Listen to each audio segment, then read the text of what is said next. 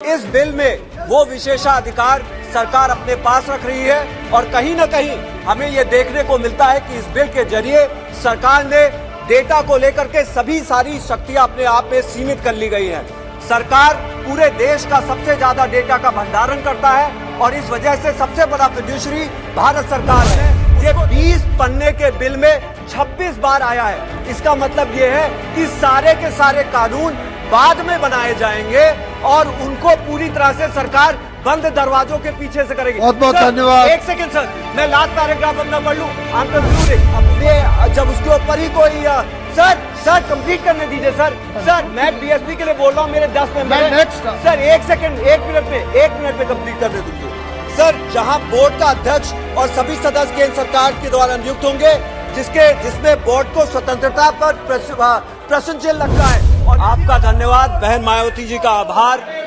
और मैं अपनी बात को चंपारण में पैदा हुए जॉर्ज ऑरवेल जी के शब्दों से शुरू करूंगा कि वास्तविकता में शक्ति तब प्राप्त होती है जब शासक वर्ग जीवन की भौतिक अनिवार्यताओं को नियंत्रित करता है, उन्हें जनता को देता है, रोकता है, जैसे कि वे एक विशेषाधिकार हो। हुजूर, इस बिल में वो विशेषाधिकार सरकार अपने पास रख रही है और कहीं न कहीं हमें ये देखने को मिलता है कि इस बिल के जरिए सरकार ने डेटा को लेकर के सारी शक्तियां अपने आप में सीमित कर ली गई हैं। सरकार पूरे देश का सबसे ज्यादा डेटा का भंडारण करता है और इस वजह से सबसे बड़ा फिड्यूशरी भारत सरकार है।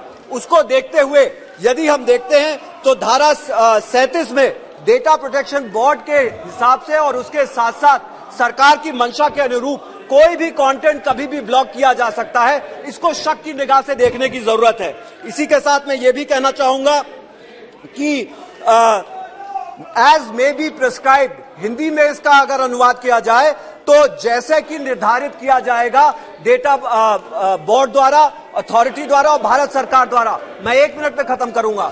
ये जो निर्धारित करने का प्राविधान है, ये 20 पन्ने के बिल में 26 बार आया है। इसका मतलब ये है कि सारे के सारे कानून बाद में बनाए जाएंगे और उनको पूरी तरह से सरकार बंद दरवाजों के पीछे से करेगी। बहुत बहुत धन्यवाद। एक सेकंड सर, मैं लास्ट पैराग्राफ अपना पढ़ लूं। I am concluding. उसको बंद दरवाजे के पीछे करेगी सरकार। आप मुझसे इतना कम समय दे रहे हैं, मैं अपना कंक्लूजन रिमार्क एक बार यहां पे धरना जरूर चाहूंगा।